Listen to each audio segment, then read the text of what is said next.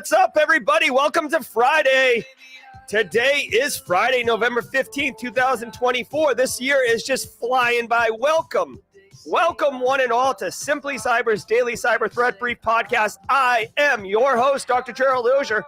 And over the next hour, me, you, DJ B-Sec in the green room, AA Ron, Tony Roy, Alpha Sierra, Aaron Burns, Matthew Netchie, Mara Levy, with the stickers, Chris Whitlock up in the cool spaces of North Dakota, ACAT, Triple D, Port Zero in the upstate. Guys, whether you're a first-timer, a long-timer, a squad member, or a gray label, we got you covered. We are all going to be shredding the top cybersecurity news stories of the day, and I'll be giving my expert opinion and analysis on what those stories mean to you. So going beyond the headlines and actually distilling out cyber risk reduction insights and value to be able to drive value to your business stakeholders, to your organization, and ultimately give threat actors headaches.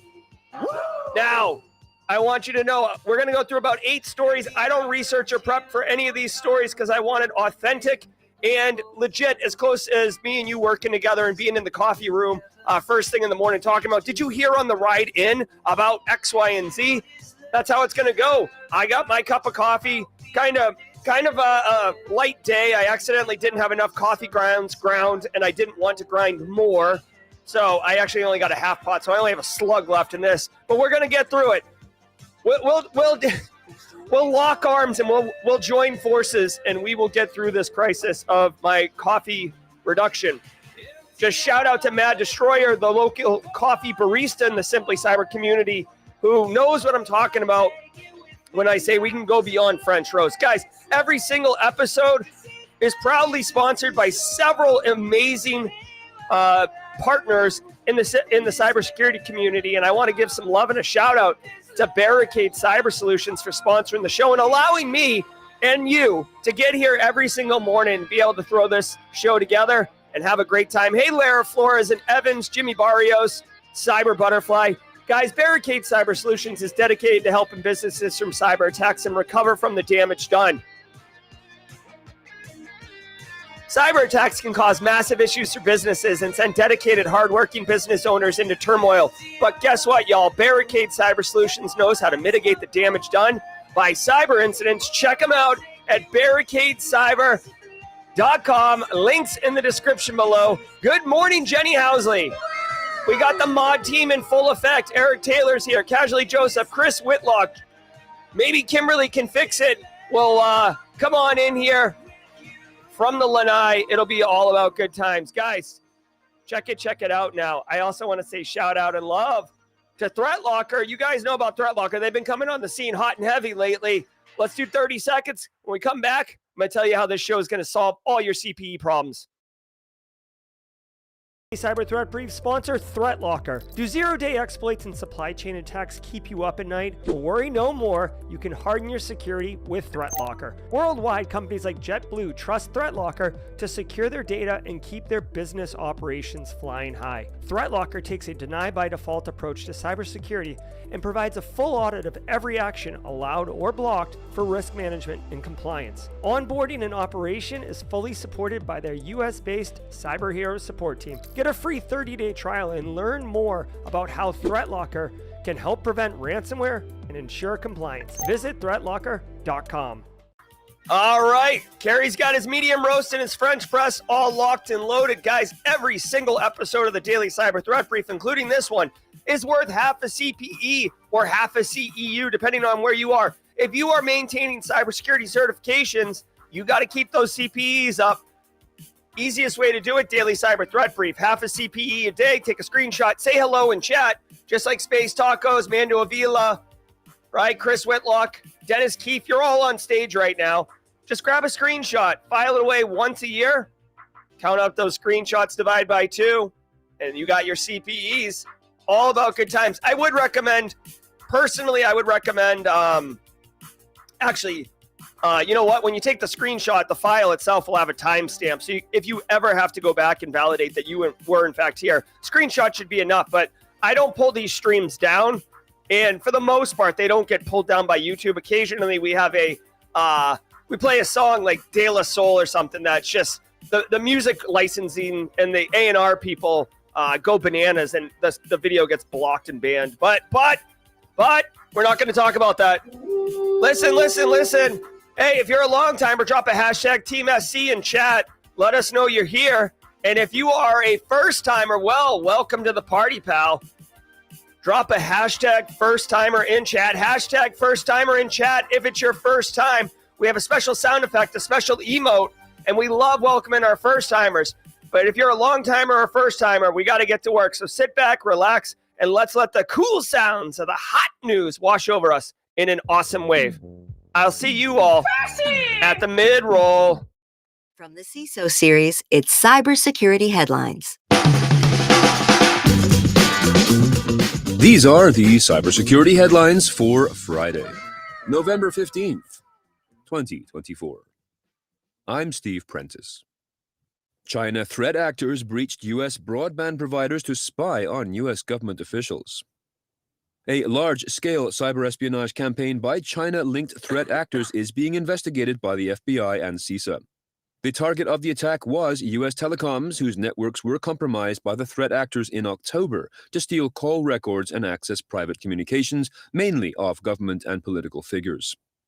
This attack has been attributed to Salt Typhoon, a group that is different from Volt Typhoon. The breach has been described as a major national security risk, and this is a developing story.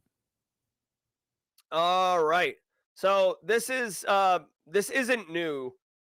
We knew about this. They said it happened in October. It's been reported. China-linked threat actors. So I guess what they're trying to say is they can't confirm if it's state-sponsored or not. But, I mean, let's be real. It's most likely state-sponsored. There's Volt Typhoon getting all up in your critical infrastructure. And then there's Salt Typhoon getting all up in the telcos and ISPs. Listen, couple things here. One, yeah, obviously this is a national security issue. Two, I want to point out, here is the reality. You can run Graphene OS. You can run the most, you roll your own super secure, wicked tight phone operating system. You could tell no one your phone number. Ain't nobody going to crack me. I got one phone. I got three phones. One's a burner phone. One's my personal phone. One's my work phone. One's for, the red phone for calling the Kremlin. Like whatever. You can have all these phones. And the endpoint is secure. However, you can't roll your own telecommunications infrastructure. Sorry, it doesn't work that way. So no matter what you do, VIP, high level, executive, whatever, you're, I don't know, Michael Jackson, like who, it doesn't matter who you are, what you are, you still have to ride on the same telco infrastructure, whether you have AT&T, Verizon, Sprint, I don't, like Mint Mobile and Boost, they all jump on the same infrastructure that AT&T and Sprint uses and stuff like that, right? So pretty clever. Get into the telcos and your endpoint security is cute, but we can still get in there. It's essentially the same as hacking some type of, like at the network layer versus your endpoints to target a particular user or victim. They're going to have all the call records. They know this phone texted that phone. They know this phone called this phone and had a conversation for this period of time. So there's a lot of metadata. You can also begin to pick apart relationships, start building a mind map, if you will, of frequency and timing. So, this phone, who we know is associated with this, Ted Cruz, right? Just to pick a politician. This one, and Ted Cruz's phone called these numbers, and it called this one number 400 times last month, so that bubble gets bigger. And there was usually between 9 a.m. and 10 a.m., right? So you could start doing these things. Also, if you wanted to be a real prick, you could start doing availability, right? Oh, I try to make a phone call, and they just don't let the phone call go through. Now, I don't know if that capability would be possible there, but you can imagine if they're inside the telco, if the call is coming from inside the house, literally, that's a bit meta because it's call, right? Anyways, you could imagine that they could drop your call or prevent your call from going through, right? So this is what's up. Okay. Not good. Two other things to point out here. One, it blows my mind. I actually had a conversation with the cadets at the Citadel yesterday about how international norms for acts of war are undefined in a cyber capability. North Korea hacked Sony inside California years ago. Was not an act of war. If we dropped munitions on a car plant in a foreign country and destroyed that car plant, there's no question that's an act of war. That is aggressive. This instance, we have evidence to support that our critical infrastructure, our ISPs, our telecommunications is getting attacked, and it's not an act of war. And I'm not saying I want it to be an act of war, because once the gears of war start getting in motion, it's difficult to back up. That's why JFK was having direct correspondence with Khrushchev during the Bay of Pigs, because they did not want this machine to get started, because once it started, oh boy, watch out. Final thing I want to point out, because they did talk about CISA, James McQuiggan at 35,000 feet dropped this knowledge bomb on my head. It's not a news story. I don't know if it's a news story today. I don't think it is. But yes, Our Lady of Cybersecurity, Jen Easterly, set to depart from CISA on Inauguration Day, which is not a surprise. The position is appointed. She was appointed by Biden. It's a different administration. These things happen all the time. But Jen, thank you for your service. All right, let's go. 1, 2, 3, 4, 5, 6. Whoa, hold on. Lazaro with a super chat. Did we just become best friends? Yep. Hope you're well, Dr. Auger. Team SC all day. Nearing a year with my current role, and now in talks to see what engineering path looks like. You had my curiosity, Lazaro, and now you have my attention. Awesome. I can't believe it's almost a year, Lazaro. Guys, we were live on stream when Lazaro announced that he got this job, and we played the sounder, and it was freaking awesome. My, how time flies. Lazaro, thanks for being a member of the Simply Cyber community. Definitely celebrating your wins, man. Tops the list of most popular passwords again. NordPass, maker of a password manager and sister company of NordVPN, has announced its list of the 200 most common passwords, and the results are disappointing. In this 6th year of publishing its list, derived from a 2.5 terabyte database of passwords, personal and professional, from around the world, including the dark web, there is just one single conclusion: people are really bad at choosing hard-to-crack passwords. The list this year contains variations on the 1, 2, 3, 4, 5, 6 theme, as well as variations on QWERTY, QWERTY, and single-word passwords like password and secret, all of which can be cracked in less than a second. The personal and corporate passwords analyzed by NordPass were stolen by malware or exposed in data breaches. In most cases, the email addresses were leaked along with the passwords, helping NordPass determine which ones were for personal and which ones were for business use, end quote. Again, the company states that there really hasn't been any improvement over these past 6 years. A link to the NordPass report is available in the show notes to this episode. All right. So, hey, really quickly, everybody, let's send some good vibes. Sean Sailors has a job interview in less than 2 hours. Crush it. All right, let's get spicy. If you're watching on stream right now, I'm playing the Key and Peele substitute teacher meme where he clears his desk and says, "Son of a dude." First of all, I'm not wicked sweaty on NordVPN or NordPass, but just digress on that. I use Proton personally. If anyone's curious, I pay for Proton VPN. Not an affiliate or a sponsor. All right. They analyzed 2 terabytes of data of passwords, and that's a lot, right? Because passwords, usernames, passwords, it's just text. It's not like it's some 4K, 8K, 16K video where that's like, most of it.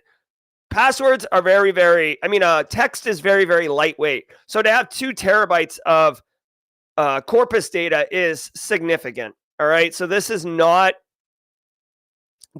they took like 8 passwords and 2 of them were 1, 2, 3, 4, 5, 6. So it won again. This is really good data. Okay, let's talk about this. What are you doing? 1, 2, 3, 4, 5, 6. Now, before I almost lost my mind, but I will tell you, DJ BSEC chimed in with a very good observation. there's a high probability that, yes, this password is legit and it is the most frequent one out there. However, you have to be mindful that there's a strong possibility that this is the default password on IoT devices that are deployed into environments and not actually properly configured, like consumer endpoint devices and stuff like that.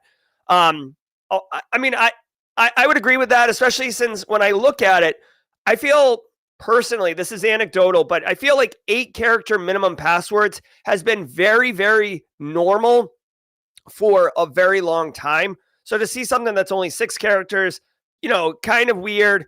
You can see the third option is 1, 2, 3, 4, 5, 6, 7, 8, meeting that 8-character minimum requirement. So that's fine. This is legitimately an awful, awful password. James McQuiggan with the super chat. Thanks, James. Did we just become best friends? Yep. Coming at you, 35,000, literally, probably from seat 3B. Check your phone, Jerry, for the image. Coming home from Copenhagen after a week at B-Sides in IS Industrial Security Conference. Good times, great info, fantastic. James also loves Proton. Let's look at James here. James McQuiggan, literally live from seat 3B. James McQuiggan in flight. That's the seat back. James, have a mimosa on us. You work your butt off. You can enjoy yourself a little bit. Guys, here's the deal. TLDR. This is real. This is a crappy password. Threat actors will absolutely, it says time to crack. You don't even crack a password like this. You literally just attempt it and it works. As a practitioner, you should absolutely be ensuring that all default passwords in your environment are changed before deployed into production. You can test. It gets a little dodgy, right? Because you can test different devices and attempt to log in with crappy passwords just to see if they've been changed. It's not super easy, but I mean, you can do it. And you got to obviously, if you do this, testing passwords in your environment, you must make sure that you talk to the business and the application owners and system owners before doing it, just in case something happens. You don't want to be on the hook. Do not just go YOLO and start doing these things. These passwords suck. Also, can we please normalize making passwords have to be changed before, like on initial login to a device or on setup? I will say that these passwords, highly, highly unlikely that these are user passwords in a Active Directory corporate environment. 80, I've worked for decades. I don't remember ever having worked in an environment where you are allowed to have this sucky a password as your main, kind of like net ID or your AD credentials, your domain creds. All right, let's keep going. So stupid. Hacker gets 10 years in prison for U.S. healthcare extortion scheme. A 45-year-old man from Idaho, Robert Purbeck, has now been sentenced to 10 years in prison for hacking, quote, at least 19 organizations in the United States, stealing the personal data of more than 132,000 people, along with multiple extortion attempts, end quote. He was able to do this by buying network access to a computer server of a medical clinic in Georgia in 2017 through a darknet marketplace. He then, quote, leveraged this access to steal the personally identifiable information of 43,000 individuals, including their names, addresses, and social security numbers, end quote. The following year, he, quote, purchased access to a Georgia-based police department server, which enabled him to steal reports, documents, and PII of 14,000 people after hacking into the city of Noonan's systems, end quote. Oh, wow. These activities allowed him to go on a campaign of sorts, threatening individuals with the release of their data if ransoms were not paid. He has now been sentenced to 10 years in prison, along with 3 years of supervised release and the obligation to pay his victims over $1 million in restitution. Yeah, how's that taste? How's that taste, Robert Purbeck? You tool. What an absolute clown baby this guy is. Really quick super chat coming in from Nerman. Did we just become best friends? Yep. Nerman, tomorrow I'm competing in the Trace Labs OSINT CTF focused on finding missing persons. VM set up, tools are all ready to go. Tips or advice for the competition? Yeah. So I have done Trace Labs OSINT CTF. It's a lot of fun. considering what you're doing, it is fun. It's weird because it's very serious what you're doing. Nerman, what I would say is take very good notes because you're going to end up having like 75 tabs open, and you're going to be like, oh, I remember something from earlier, and you're going to be like, where the hell is it? That's what I would say. Also, if you get stuck on one case, usually, you'll get like, 4 to 6 cases. Move on to another case. A lot of fun. Personally, I've done TraceLabs OSINT with a Simply Cyber team. Jess Bishop was on that team, and Casey Base Case, some others. And you get emotionally attached, man. We found one person, which was excellent during the contest, and another one turned up dead basically a week later, and I cried like gross sobbing at my desk by myself when I read that report because I had made like an emotional connection. All right, let's talk about this toolbox here. 10 years in prison, pays victims $1 million. Hey, you know what? Robert Purbeck plays stupid games, wins stupid prizes. This jackwagon went online to initial access brokers, bought access, so he wasn't even really hacking, logged in, downloaded data, and then basically reached out to individuals, and this is where it becomes absolutely deplorable and scumbaggy, reached out to individuals and extorted them. Hey, I got your personal information. I'm going to F you up unless you pay me. And if he has to pay his victims $1 million, chances are he was making bank. 10 years in prison, good. FBI kicked in your door and kicked in your door and took all your computers, good. You should be held accountable. He identified the names and socials of minor children and threatened to disclose and sell their information online as well. So he's attacking children. Special place in hell for you, Robert Purbeck. So, you know what? F around and find out. That's what this is. Guys, if you're going to, I'm not saying, I don't want anyone in here to become a threat actor, but if you're going to become a threat actor, you got to go all in. You can, you're basically making a lifestyle decision that's going to haunt you for the rest of your life. This guy sounds like he was just dabbling in crime. Just download some data. No one's going to know it's me. Guess what? Johnny Law knows it's you. Regulators, mount up. Oh my God, delicious. Thank you, FBI. Do more of this. Thanks to today's episode sponsor, ThreatLocker. Do zero-day exploits and supply chain attacks keep you up at night? Well, worry no more. You can harden your security with ThreatLocker. ThreatLocker helps you take a proactive, default-deny approach to cybersecurity and provides a full audit of every action, allowed or blocked, for risk management and compliance. Onboarding and operation are fully supported by their US-based support team.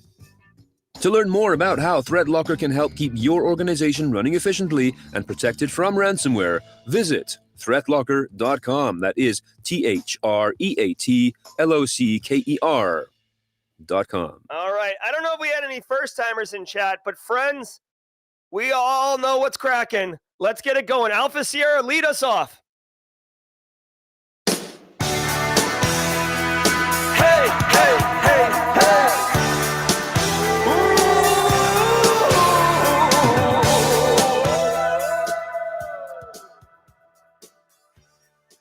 All right, I hope y'all are having a great stream. I certainly am. We're a couple minutes ahead of schedule, which is just fine. We've got panel jaw-jacking later on in the show, so stay tuned for that. Also, we got James McQuiggan at 35,000 feet, who's sitting comfortably in an oversized chair being served charcuterie board by a flight attendant right now. So I see you, James. I see you. Guys, if you're getting value from the stream, do me a solid. Hit that like button on YouTube. It goes a long way to help others find the channel and grow our community. It's all about good times, y'all. I want to say shout out and thanks to the stream sponsors again, Barricade Cyber, ThreatLocker, and Antisyphon Training. Guys, we had John Strand on channel last night. It was awesome. Also, speaking of Antisyphon Training, we are going to be joined by Zach Hill, Daniel Lowry from Antisyphon Training at 1 p.m. Eastern time today for a non-streamed Backdoors and Breaches tabletop exercise on the Simply Cyber Discord server. So there's only one shot. It's not going to be recorded or anything. So if you want to be part of that experience, learn how to do tabletop exercises, participate in one, Have a great experience with community. 1 p.m. on the Simply Cyber Discord server, !Discord in chat if you need the link. Guys, let's hear from Antisyphon really quick, and then I'm going to tell you some jokes from James McQuiggan at 35,000 feet, and I got to tell you, some of them are real groaners. Let's go. High-quality cybersecurity education, regardless of financial position. Check this out. I want to give some love and some praise to Antisyphon Training, powered by Black Hills Information Security. Antisyphon Training is absolutely disrupting the traditional cybersecurity training industry by providing high-quality, cutting-edge education to everyone, regardless of financial position. They bring industry professionals with years and years of experience into the classroom to teach you and anyone else who's interested practical skills that are in demand in the market today. And on top of that, the student experience is amazing, as you and hundreds or thousands in some instances of other students are actively engaging, networking, sharing tips, tricks, and experiences with each other, all live in the classroom. Go to antisyphontraining.com, check out their course calendar to see what courses they have coming up next. You won't regret it. All right, thank you, Antisyphon. Every single day of the week has a special segment. Fridays is James McQuiggan's Joke of the Week, or it's Grayson's Joke of the Week, presented by James McQuiggan. All right, here we go, y'all. James was going to tell us a joke about HTTP. James was going to tell us a joke about HTTP, but honestly, he's a little insecure to tell us. HTTP, little insecure to tell us. Oh, boy. All right, guys. An optimist will tell you the glass is half full. The pessimist will tell you it's half empty. Excel will tell you it's January 2nd. Oh. Finally, what is another name for apple juice? You can get apple juice on the plane. What's another name for apple juice? iPhone chargers. iPhone chargers. All right. Thank you, James McQuiggan at 35,000 feet, for those knee slapper rib ticklers. Guys, let's get our laws on and slide back into the stream. We're off and running today, folks.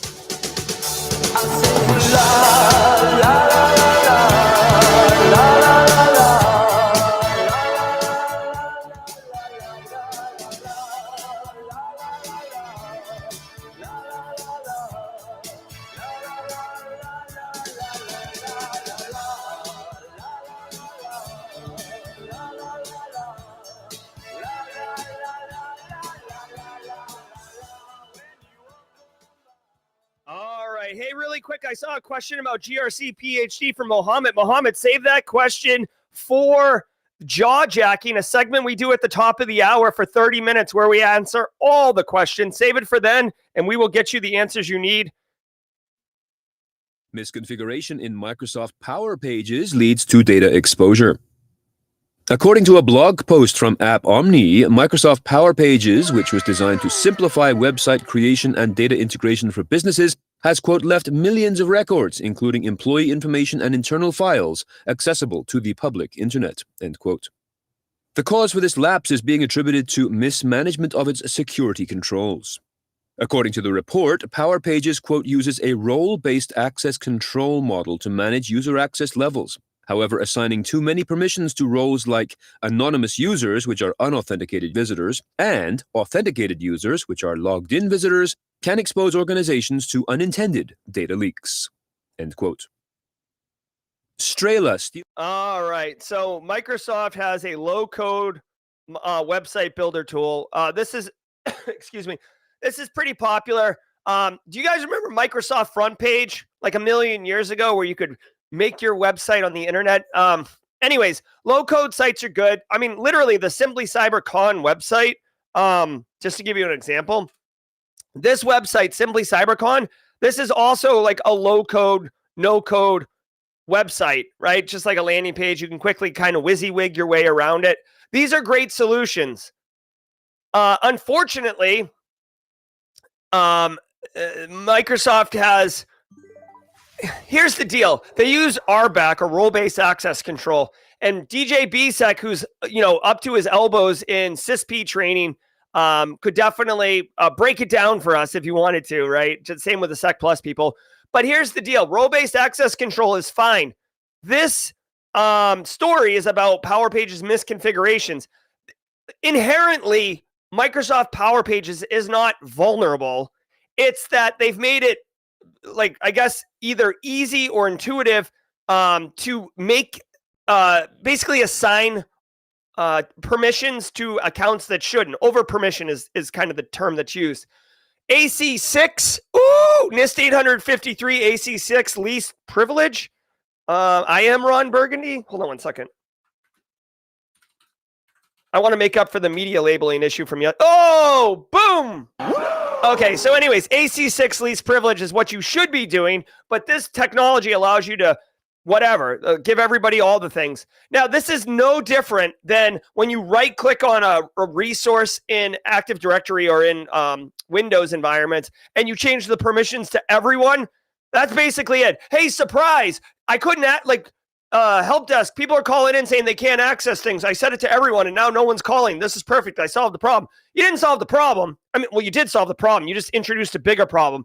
In this instance, specifically, this is website, so internet facing, and you can create you can give the anonymous role, which is basically everyone, access to all the things. TLDR, if for whatever reason you're using Microsoft Power Pages in your environment, be mindful of the permissions you're giving. May want to scan your internet facing surface for websites, basically. I don't know if you can fingerprint. This is something you'd have to do. I can't do this right now because I'm live, but there might be a way to fingerprint if the web server is running Microsoft Power Pages. If so, then you can probe a little bit to see what kind of permissions the anonymous user has. What can you do? And can you access things you shouldn't? If yes, that's a finding. Go tell the Microsoft Power Pages, owner, whoever has set up the stupid website, to go fix that, or it's basically a vulnerability. All right. That's the deal with that one. Pretty straightforward. I've never heard of Microsoft Power Pages. It honestly, I'm going to date myself. And if you're an 80s kid, you'll know what I'm talking about. When I saw this, Power Pages, literally in my mind, I thought picture pages. Picture pages. I'm on the picture pages. Time to get your pen and your pencil. Malware reappears in Spain, Germany, and Ukraine. A group known as Hive0145 has been infecting targets with Strela Stealer malware, that is STRELA, delivered through phishing emails disguised as legitimate invoice notifications. What is worthy of note in this particular situation is that according to researchers at IBM X-Force, whereas the group initially relied on fake invoices and receipts sent from fabricated accounts, they have recently begun, quote, weaponizing stolen emails from real entities in the financial, technology, manufacturing, media, e-commerce, and other sectors, end quote. It is, however, believed by the researchers that Hive0145 is the tool's sole operator. All right, so basically threat actor who's financially motivated, targeting Spain, Germany, and Ukraine. So if you're defending or protecting any organizations in those areas, obviously you have elevated risk. Note that doesn't mean that if you work in Belgium or you're in Copenhagen, James McQuiggan, that doesn't mean that you're not absolved from this particular attack. It just means that they're seeing instances in Spain, Germany, Ukraine. Guys, the attack vector, I don't know. They might have an infographic here. Let's look. Feels like there should be an infographic simply because it follows a pretty standard kill chain. Yeah, it doesn't have a picture, but basically what they're doing here is they send fake invoices from lookalike accounts, and the invoice is malware. It detonates on your machine, and then they have a stealer, malware info stealer on you. They get your creds, they get all your things, and then they log in and steal your money. Steal your money. Straight cash, homie. I mean, this is a playbook, right? I mean, okay, so like really quickly, again, I'm not endorsing cybercrime, okay? I say this a million times. Not financial advice, not a political show, not endorsing or promoting criminal activity, but we have to understand the threat actors if we want to be good at our jobs. This goober back, where's this donkey? This donkey right here, Robert Purbeck or whatever, the 45-year-old who was like dabbling in crime and got arrested, 10 years in prison, $1 million in fines. That is amateur hour. This right here These are pros, okay? You know, you might play football in a rec or softball in a rec league, and you know, you got the highest batting average, and you're like, go to the bar afterwards and chug like 10 Bud Lights, and you're like, I'm pretty good at softball. But like, dude, you're not a pro. These are pros. This is a standard playbook. Great emails that are phishes. People fall for them. The malware detonates consistently. They get the creds. They move your money out. They go on to the next victim. You know what? It's blocking and tackling. It's grind work. There isn't a lot of shine here, but you know what? It pays the bills. Again, I want to compare and contrast amateur hour versus the pros. Now, obviously, you want to protect and defend from both of these threat actors. And this one, obviously, a bit more concerning because they are professional. IBM X-Force is the one who's doing the analysis on this one. I really do love the different entities that have these threat intelligence groups in-house. So Cisco Talos, IBM X-Force, Palo Alto, I think it's Unit 42. Microsoft has their own threat intel. Google has Tag and Project Zero. So these are threat intels that you should be mindful of and aware of. Also, shout out to X-Force. Again, we're doing the 80s kid thing today.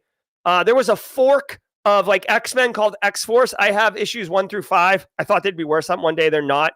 But that was Cable. If you want to go way back in the Wayback Machine, Cable was the leader of the X-Force. They also had Bishop in there. Anyways, best practices. Educate your users not to fall for phishes. Have your email security gateway configured to block those phishes. Have EDRs running on your endpoints to detect when malware like this info stealer is detonated. And, you know, do all the things. Hackers use Mac OS extended file attributes to hide malicious code. This new technique abuses extended attributes for Mac OS files in order to deliver a new trojan that researchers call RustyAttr. In this procedure, threat actors, quote, hide malicious code in custom file metadata and also use decoy PDF documents to help evade detection, end quote. Mac OS extended attributes, otherwise known as EAs, handle hidden metadata, which is most often associated with files and directories and is not directly visible with Finder.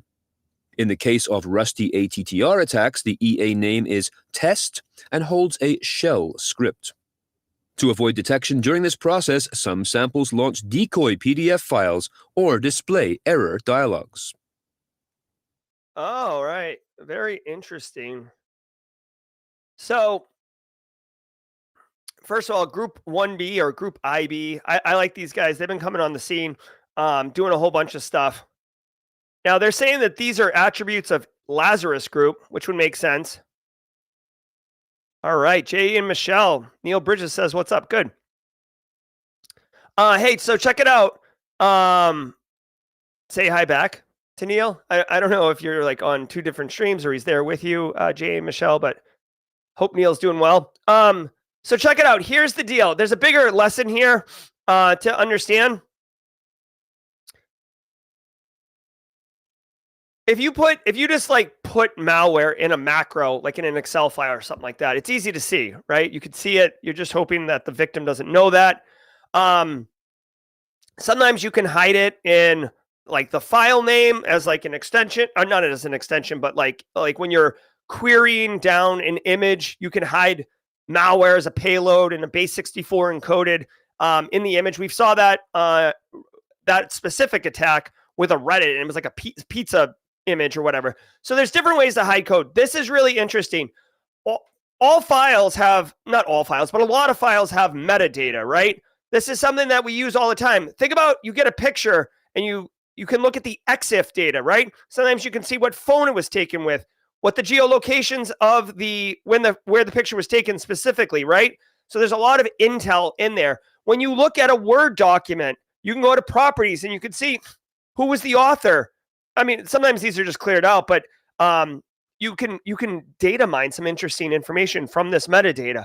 These threat actors, very, very cleverly, have discovered that they can put a base 64 encoded payload into these metadata and it basically can get by or get through detection. Now, it doesn't detonate, right? So if you take this Mac OS file and like just put it on your machine, like the metadata isn't being run.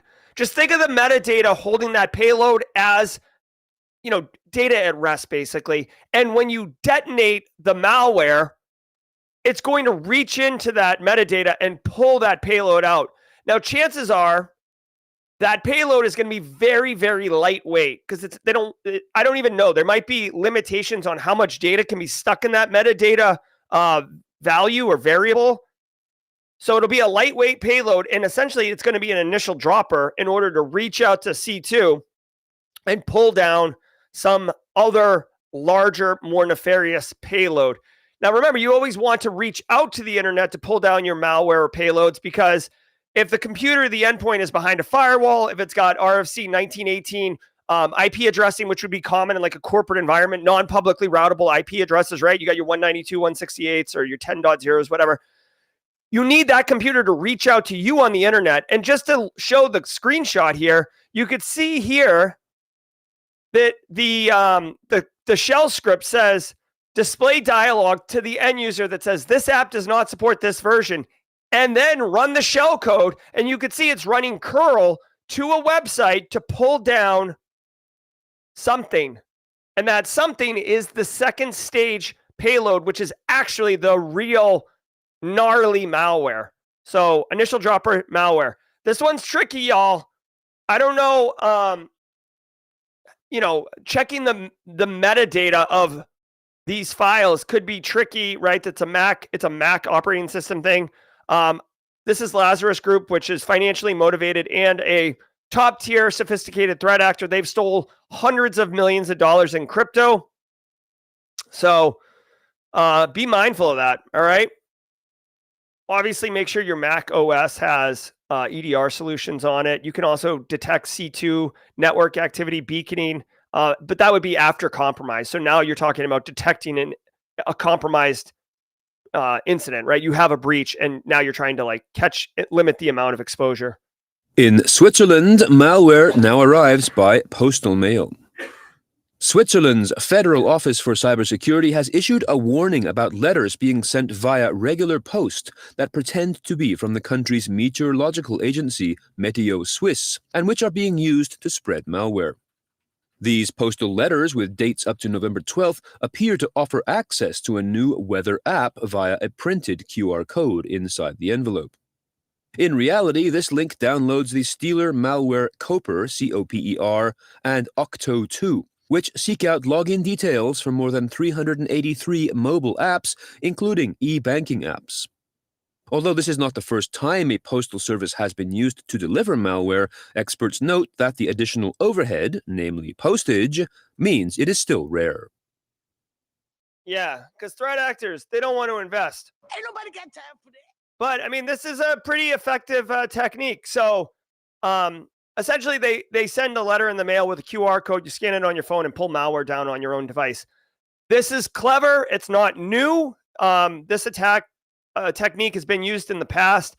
They're definitely trying to take advantage of the trust factor and the lack of awareness that malware could be delivered through snail mail, essentially. The post office isn't opening your mail and validating whether or not it's malware and then destroying it if it is, right? Like the way the email security gateway works, none of that's happening. So this does bypass all of those techniques. There is a cost associated with this. I mean, stamps are getting expensive, but like literally, again, I hate that we're spending a lot of time talking about threat actor techniques, but if you spend $500 on postage, right? So let's say postage is 50 cents a stamp. If you spend $500, you can send 1,000 letters out. If you get just one person to fall for this and you steal $1,000 from them, well, everything after that is pure profit, right? It's all fat after that. So, while they say, oh, there's an investment cost and it kind of deters threat actors, no. Okay. Also, I mean, you do have to go through the trouble of creating, generating, printing, all these letters. You don't have any guarantee that, in fact, it's going to work. Also, I mean, it takes time, right? You got to go to the post office, mail these things. They have to get delivered. People have to open them. Then people have to scan them. So it is a bit of a long play. Personally, if from a threat actor perspective, I do like this attack. I mean, it does address a lot of it bypasses a lot of the controls that exist around getting someone to click or scan a QR code. It does add a little bit of legitimacy.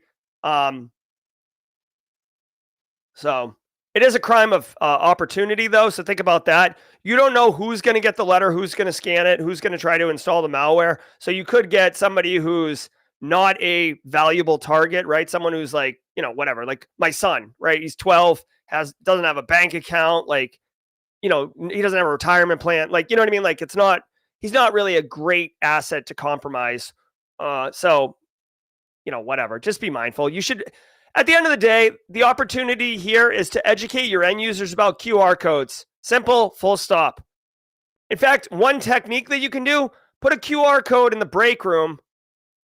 Put a QR code in the break room and like literally put on the bottom, like scan to win tickets or scan to win whatever, a prime rib for your Christmas dinner, or scan to get 2 country hams, whatever. You know what I mean? Like just put a QR code.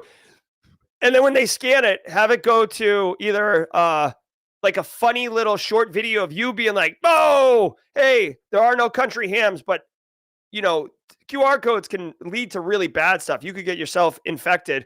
Be careful out there, right? Or just have it send it to a Rickroll, right? So, so people are like, oh, geez, like, but it'll stick with them. They'll remember next time they see a QR code. They're like, oh, I remember when I scanned a QR code and I got dunked on, right? Make sure to join us later today at 3:30. Nope. Pass. All right. Ooh, look at us. We're ahead of schedule today. I like it. I like it. I like it. Let's do this. All right. Don't go anywhere. We got a lot to cover here. Check this out really quickly. We're going to be doing panel jawjacking. We're going to be doing some form of panel jawjacking. I will definitely be there. DJ BSEC will be there. We'll also see who else joins us. But I want you to know, guys, at 10 a.m. today, my friend, our friend, Daniel Lowry, this beautiful baby right here, fresh from the farm, Antisyphon employee. This guy's doing his own live stream. He's been cranking out these Cybercast IRLs. That's his live stream.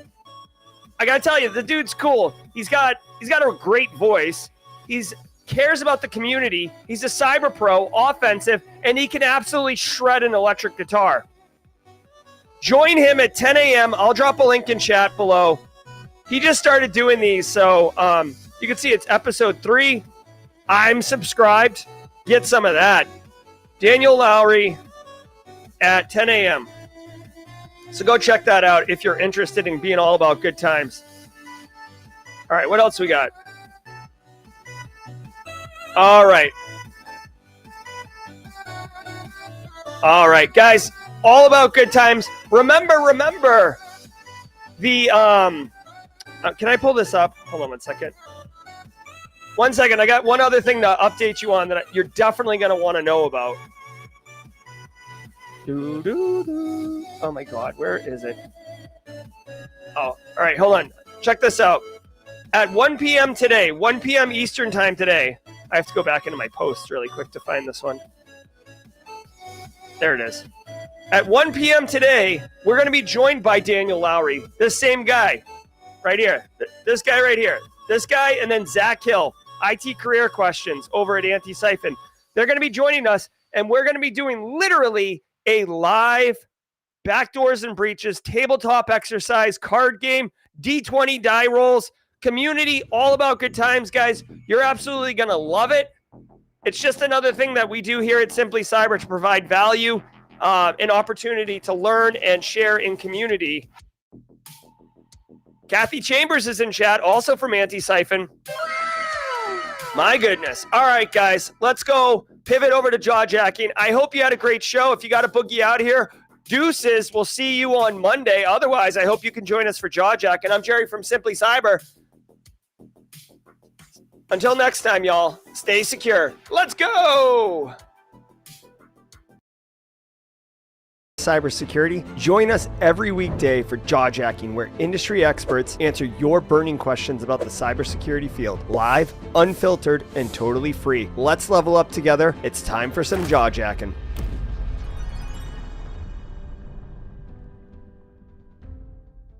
Buddy, holla, holla, holla. We are about to sit into some Jawjacking. I am your host, Jerry Guy. Hold on. Let me take the elevator down.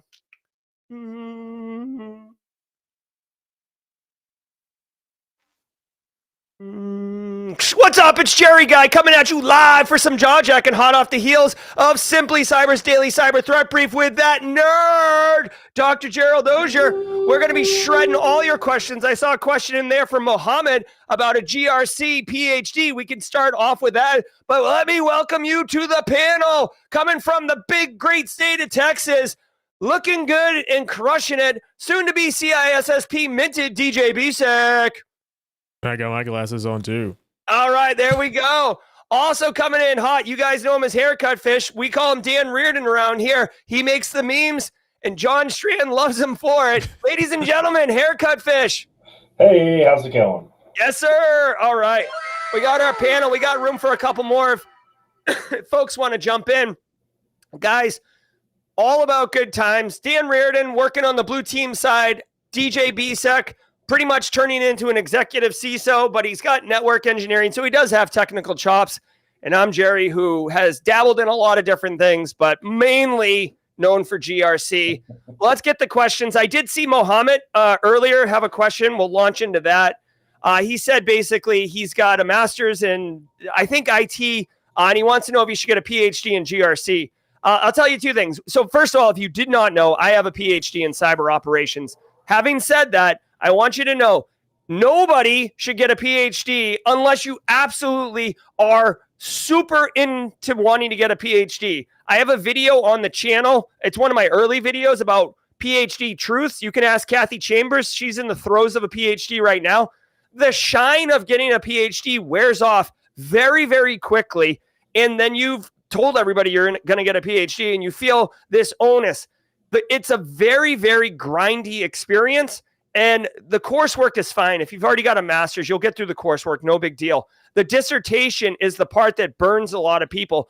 You have to write a 5-chapter or 6-chapter in some instances book. My book is, well, you can't really see it, but it's, hold on, let me go full screen for a second. My book is right there. That's the book I wrote. It took me 18 months to do that. That includes, coming up with my methodology, my research, executing my research, finding my findings, all that. It's very, very time consuming. And what's the point of getting the PhD? If you want it, go get it. But Mohammed, I wouldn't get a PhD in cybersecurity because you think it's going to unlock some type of career path, unless you want to go work at NIST. And even that's not guaranteed, because I interviewed with NIST and didn't get the job. Of course, I sabotaged myself in the interview. And we could talk about that later if anyone wants to hear that story again. All right. What kind of questions we got in chat? Drop them in chat. Let's go. First question coming in. Gliss wants to know how I fit an elevator in there. It's crazy what you can do in the Buffer Auger Flow studio. We got all sorts of fancy stuff going on in here. Thank you for the question. All right. While they're coming, oh, here's another one. Soulshine. Is there a way to make AI automatically scan your networks and verify that it's a positive and not be false positive? So I guess find vulns on your network. DJ Bisek, you're a network guy. There's a lot of things out. I mean, you're gonna have to train it. That's where it's gonna come in. That's where a lot of it's gonna come into, right? So you're gonna have to take those false positives or false negatives and train it so that it knows that that's what that is. Because it's not gonna know right away. But there are scanners out there that I'm not even going to say it's AI. There's a scanner out there that you can use that will do that. All right. Thank you for that. I also want to say a quick shout out and let's send some love to John, guy with the super chat. Did we just become best friends? Yep. John's got an interview with U Texas coming up. Congratulations. Go crush it, John. Also, do some research on higher ed. They love research. They love sharing. They love open everything. So that's one of the challenges working in higher ed. Cyber Pappy likes your yellow shades. DJ BSEC, very nice. What else? Dan Reardon, you're going to be doing Try Hack Me's Advent of Cyber this year? Of course. I plan on doing it. I don't know if I'll stream each day like I did last year. I'd like to, but it's all going to come down to time constraints, whether or not I can actually do that. I'd like to try and make a video for each day because I did enjoy it and I had a lot of fun. And the challenges are always like awesome. I love them. All right. Yeah. If you didn't know, y'all, Try Hack Me. I think it's tryhackme.com/Christmas. They do it every year. Advent of Cyber, 24 rooms. There's a cohesive storyline that goes through it. It's a lot of fun. A lot of practitioners and content creators will do the challenges. The prizes they have this year are insane. Let me just tell you guys, the prizes this year are out of control at Try Hack Me's Advent of Cyber. Over $100,000 in prizes. I was telling my kids yesterday, like showing them the prizes. Both my kids, 12 years old and 9-year-old, they're like, can we do it? What's it cost? I said, it's free.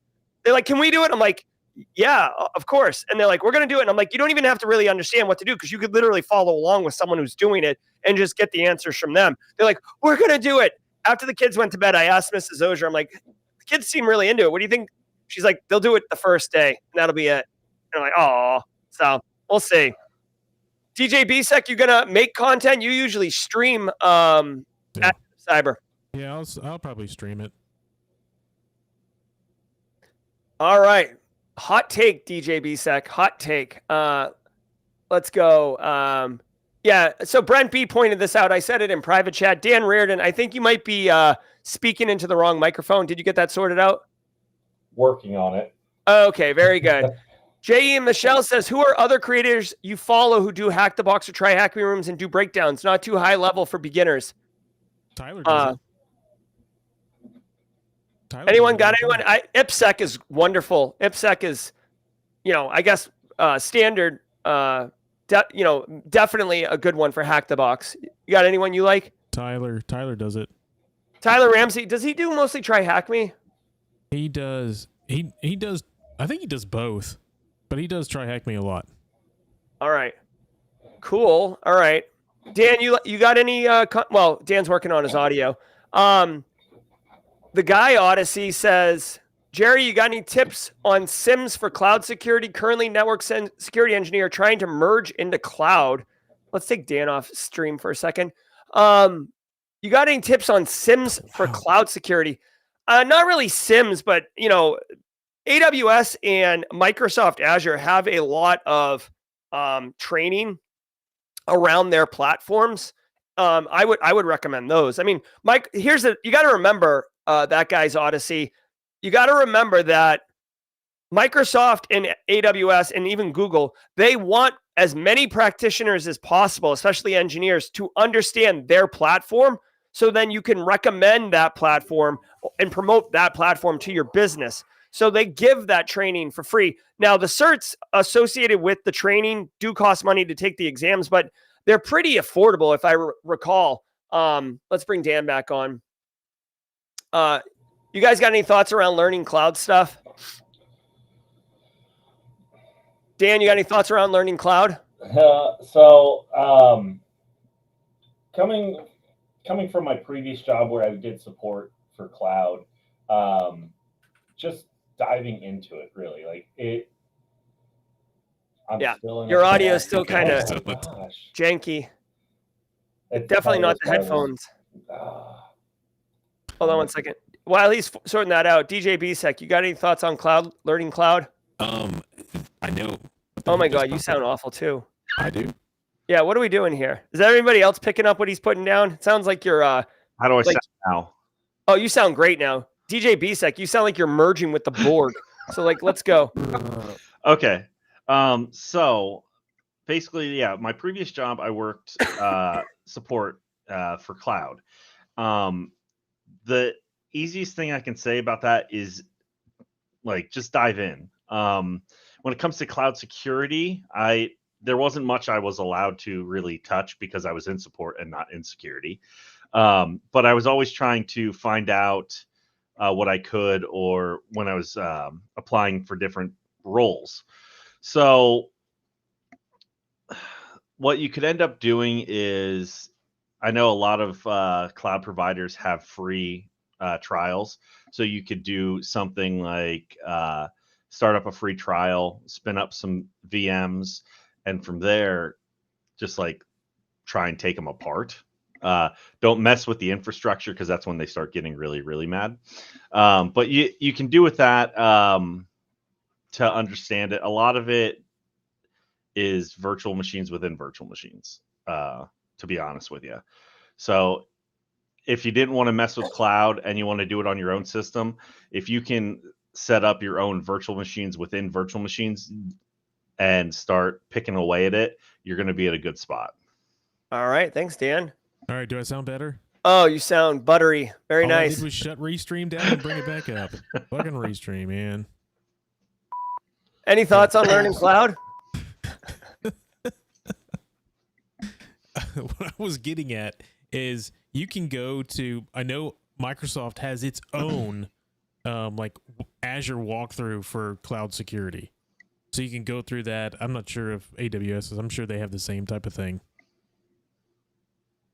Yeah, definitely. Like they're heavily invested in wanting you to know that tech.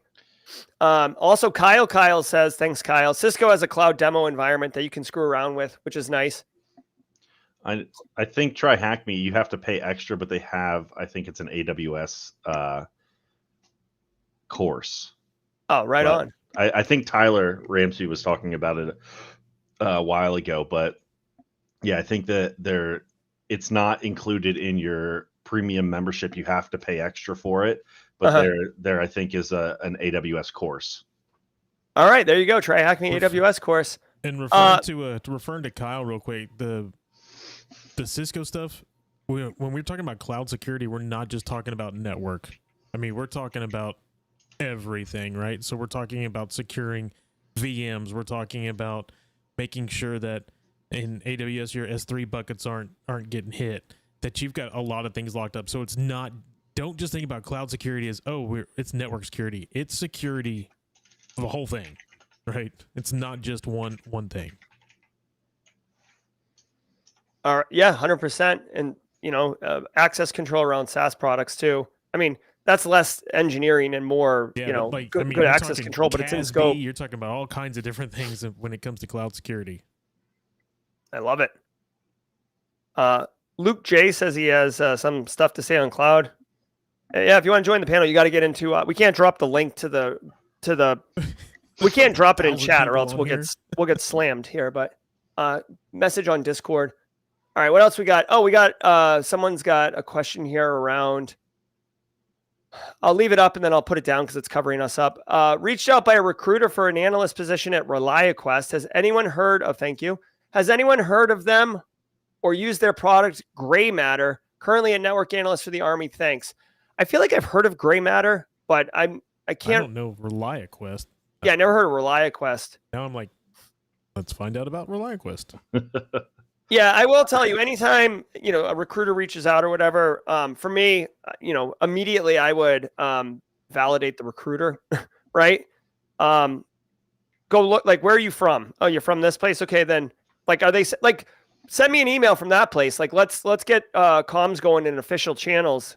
I actually had someone who was from Microsoft reach out to me about a brand deal. And I was like, sure, no problem. Send me an email from your Microsoft account and let's get this party started. He's like, Microsoft doesn't give us email accounts. I'm like, okay, great. Like, see you later. Have a good day. And then he sent me like a screenshot of like $1.5 million. And he's like, this could be yours. I'm like, yeah, all right. Okay. You obviously suck at this threat actor game. All right. So that's what I would do. As far as Gray Matter goes, I haven't heard of it. Gray Matter is just, when I'm looking up ReliaQuest, Gray Matter is run by ReliaQuest, and it's just a security operation. It looks like just security operations. I was going to say, did the recruiter that reached out to you, try and do a little OSINT on them. Yeah. See, see if the account that they're reaching out to you from looks like it's just a template account or just a sock puppet account. And go from there. Like if you go on theirs and it looks like, oh, they just added all this stuff 3 days ago, like be a little bit suspicious. Like look into the person and go from there, because there's plenty of people out there that there's plenty of accounts on LinkedIn that'll reach out to you and be like, hey, I have this awesome position for you. I've actually had a few reach out that are like, hey, we got this position, but then you look at them and they're like, no, this isn't a real account. I usually just let them go. Yeah, I mean, it sucks that there's a threat actors doing that, but it is what it is. And you don't want to be a victim. I feel like Carrie got victimized on something like that. I'm just looking through chat here. There we go. Is it too late to reach out to interviewers? How late is... Angular says, how late is too late to reach out to interviewers? Never. I mean, how long have you waited, really? Yeah, I mean, don't like wait a year. Yeah. The job's full, I'm sure. I'm pretty sure. If it's been a month since your interview, you definitely should be reaching out. I mean, I anytime I have an interview, I'll reach out a week later, and usually weekly I'll reach out to the interviewer or the recruiter, whoever I talk to, and just be like, hey, just seeing if there's any new information. Hope everything's going well. Just trying to keep it kind of casual while still trying to get information. Yeah, and they know why you're messaging them, right? I mean, they know you should always reach out within 24 hours of your interview to say thank you for the interview and kind of keep that going. And just like Dan said, just like Haircut Fish said, like, don't do it every day, because you know what, then it becomes a nope, this person. But do it just like he said, like do it a week after if you haven't heard anything, and saying, hey, just making sure that the job hasn't been filled, I'm still in the running, those type of things. Just so you're keeping that line of communication open if it's truly a job that you really want. Yeah. And just from years of experience and lots of scars, I can tell you definitively, time kills all deals. Whether it's you selling a car or you're trading, on Xbox for PlayStation, or it's a job interview, it's still a deal, right? You're trying to basically sell your services to this business for long-term engagement, right? It's a deal. Time kills all deals. So for me personally, my rule of thumb is, like BSEC said, like within usually the same day, I'll reply or I'll send an email over an interview like, hey, this was great. I definitely enjoy X, Y, and Z. Sometimes in the interview, they'll have mentioned something that I didn't know about, and then I'll spend like 5 minutes really looking into it, and I'll include that in the interview to show initiative and that I was paying attention, proactivity. Hey, like, thanks again for mentioning gray matter. I didn't know about that, but I went ahead and looked it up. Really cool that it won Platform of the Year award from whoever. Definitely going to keep my eye on it. Thanks a lot. 3-5 days later, hey, just circling back, wanted to see if you had any more questions, if there was some things I could clarify, if you needed anything from me. Super excited, whatever. And then another week. And then at that point, if they're not replying, that's not a good sign. But sometimes you got to remember, like, even though it feels like an eternity to you and me, because you're wanting a job and you're waiting, like 2 weeks is not a big deal. They're probably interviewing other candidates. They got to get that meeting on Thursday at 2 p.m., but then the boss called in sick, so they didn't have the meeting. They pushed it a full week. Like, a ton of crap happens. So don't get sweaty on that. Yeah. All right. Let's keep going here. Drop your questions in chat. This is Jaw Jacking. We're answering all your questions. I'm joined by DJ BSEC on the far left and Dan Reardon, aka Haircut Fish, the meme master, dead center. Let's see. Maxwell Vargas, any tips for carving out time each day for building skills and studying for certs with a full-time job and a family? It always seems like there's never enough time in the day.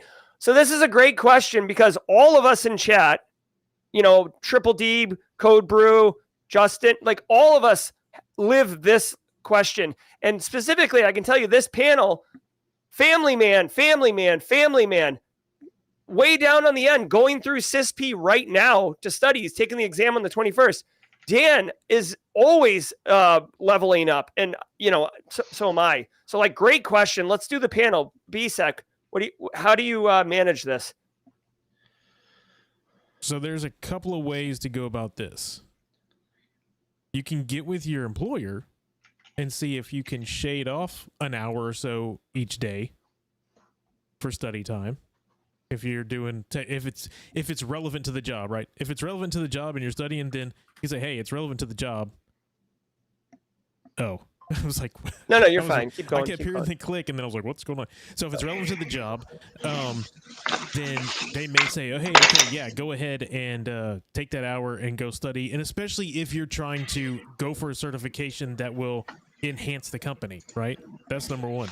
Number two, when it comes to families, talk to your family, and you got to get buy-in, right? You're not just getting buy-in from the company. You're get buy-in from the family, so the family knows that, hey, for this next, for the next couple of weeks, I'm going to be spending an hour a day or however long it is. Don't mess with me. Let me go, and then go for it.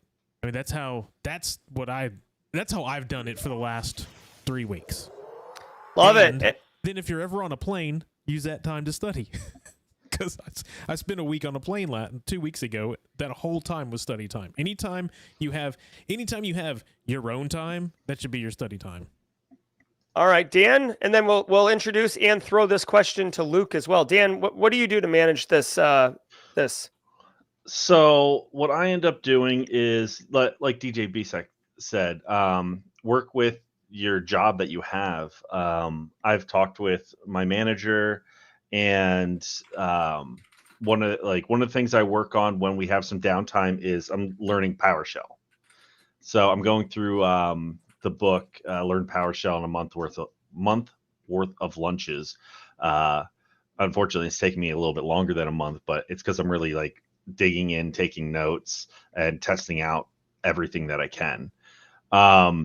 When it doesn't come to that, and time is not at work, and it's home time, it depends on what we're doing and what the kids are doing. I do have some younger kids, and there was some times there where I was putting learning ahead of family, and I'm actually working at doing the opposite, putting the family first. And then when I find that personal time to be learning, I started doing KC7 as well. And so it's a hard balance to do, but I think like the hardest thing is finding the family time. Like, I know this is going different, but you can't get that time back. Like, you can always find some time to learn, but you can't get the family time back. So don't sacrifice your family to learn. Sacrifice your learning for your family. Like, if that makes sense. I'd also say, to Dan's point, it does also matter how old your kids are. If you have older kids, I have older kids. Like, I've got one's in high school, one's. If you have younger kids, that makes it even harder, because you don't want to miss that time. The older kids are out driving, doing whatever they want to with their own friends, and they give you have your own time. So 100%, it's a life balance, right? So if it's younger kids, then do it once they go to sleep. Yep, or before they get up. Yeah, exactly. It's hard. Like, there's no easy button. Okay, so if you're looking for the easy button, that's not going to appear. You have to do some trade-off. I spend very little time. I'm a very social person, and I spend very little time with friends because that's what I had to kind of carve off. I have family and work. Kimberly just made a great point too. Tyler does this. Tyler has younger kids, and you won't see. Tyler works all day long, and then deals with his kids, has fun, takes his kids out, does whatever. But then you'll see him get online like at 9 or 10 o'clock, at least my time, 9 or 10 o'clock, and start doing his Try Hack Me or his streaming or something, his learning. 100%. Yeah, and Kathy Chambers is echoing that. A lot of people are echoing this in chat. Share your stories in chat. both to share with community, but also to inspire other people. And like, it's normal. It is normal. We're normalizing this. I want to introduce everybody to Luke. Luke J. Is it Johnson? Luke, is your last name? Correct. Yeah. Yeah. Luke So Johnson. Luke Johnson, Yeah. this guy, he looks like he's got a busted wing, but we'll get that sorted out. Luke and I met at Wild West Hackin' Fest. He was actually recognized for being like the most kick-ass cool dude at the conference this year. Luke, I know you don't want that kind of light on you, Doctor. Yeah. So Luke, what do you do to maintain, build skills, and manage life? So there's a couple of things. One of my buddies told me a long time ago. He's like, at 5 o'clock, go eat dinner, spend time with your family. And so I've tried to take that to heart. Yeah, from my work, because I work remotely, I get to kind of pick my hours depending, as long as I get my projects done and I'm on for meetings and I'm responsive during the actual work day, I'm able to kind of pick my own hours. So I'm lucky in that regard. But another thing is that me and my wife and my family have started doing about 6 months ago is 8 p.m. every night. We get together and, we spend time together, whether reading a book, watching a movie, or whatever it is. So that has been, and normally it's more spiritual related, religious related, but that is something that has really brought us together as a family and built that that love and united us as a family. I've seen a complete change in myself just over the last 6 months, and that's like the time management with family. The other aspect of it is with work. Even though I work from home, when I'm signed off for the day, unless there's a critical incident, I'm not touching my work laptop. I don't go to it. I make that distinction and I even try and have my own little routine where I get up. I get dressed for the day. Technically, I'm dressed for the day, but I get up, I get dressed I take a shower every day. I take a shower, I get dressed, I get ready for work. That's good. And you take a shower every day. Yeah. Oh, it is. Trust me. Well, that's a whole other conversation. Yeah, but routines are good, right? Atomic habits. Yeah. So, and that's been very helpful for me to separate work and family home life, even though I work remotely. No, I love it. I love it. And really quick, Daniel Lowry, I messaged you in chat. I don't have you on Discord, so I sent you a LinkedIn post. But if you want to come up here, get those pipes warmed up for your 10 a.m. IRL Cybercast, let us know, Daniel Lowry. So, Luke, you said you had some thoughts around cloud security. This was a question we had earlier about learning cloud. Yeah. So one thing is like the biggest thing with cloud. There's a couple of them. Bo Bullock's Breaching the Cloud class, which is through Antisyphon. That's an excellent class. If you're going to do anything, that would be the one I would suggest to do. He takes it to where people who have kind of really basic knowledge of Linux and being able to do it, he provides a very good way to build the skill, help you to build the skills that you need to, or at least have the documentation and the commands and everything to go and actually see what it's like to not just attack the cloud, but to understand why you're able to do that. And the biggest part of that is permissions. So if you can learn permissions and how to correctly provide and not overscope a person's permissions or an application's permissions, that's application. That's cloud security right there.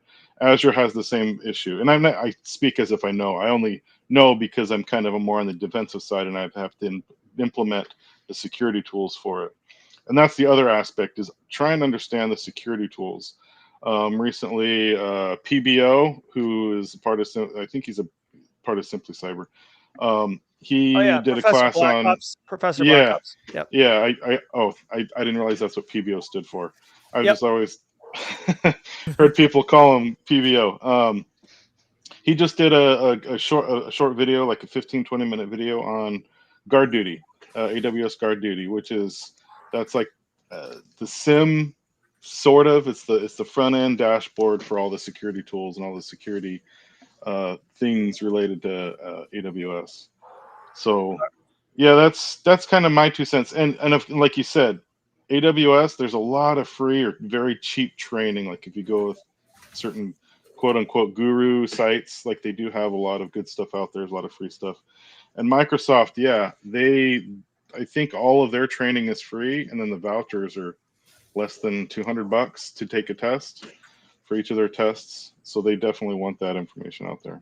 I love it. Want the people out there. Awesome. Thanks, Luke. And I see Daniel Lowry in the green room, so he's going to come on in 1 second. I do want to give a shout out really quickly.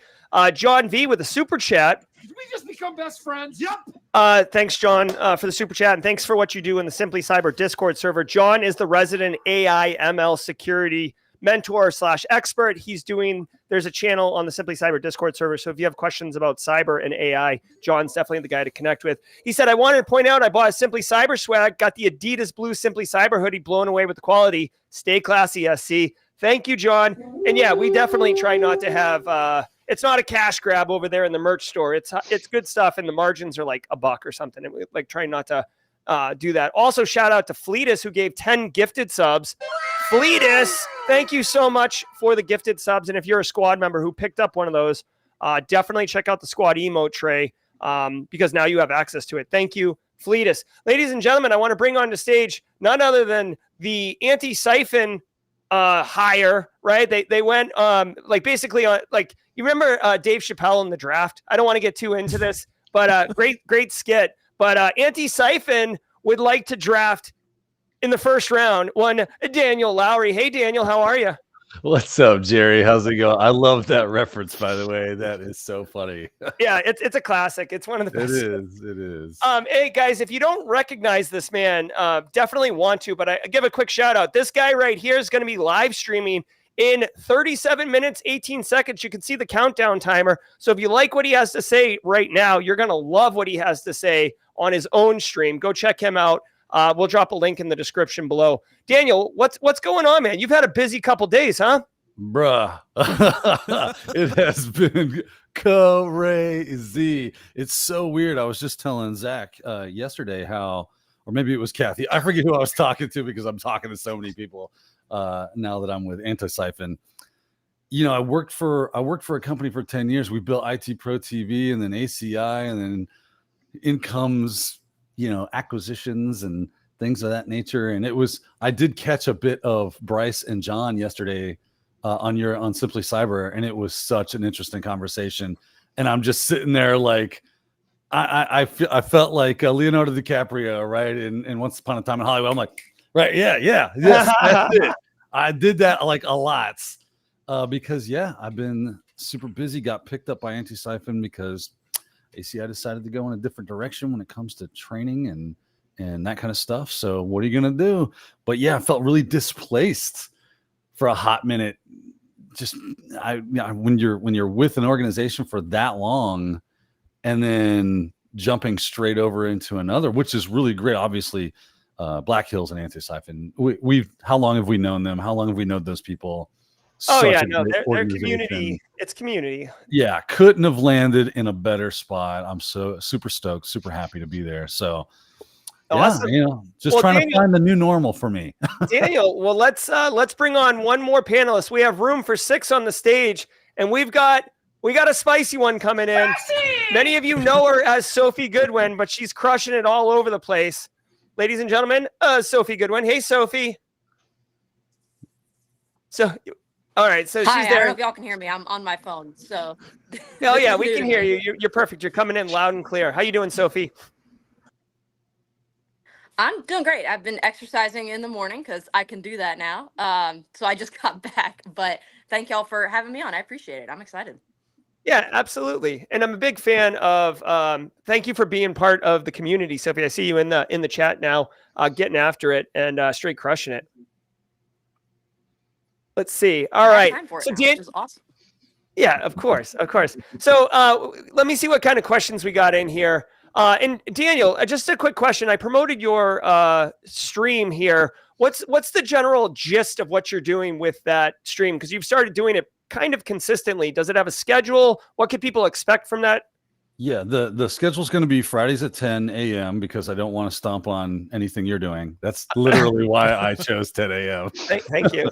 I was like, well, Jerry's going on. He's on 8, and then a lot of times he's on it at 9 as well, doing jaw jacking. So I can't do anything during those times because I'm probably watching.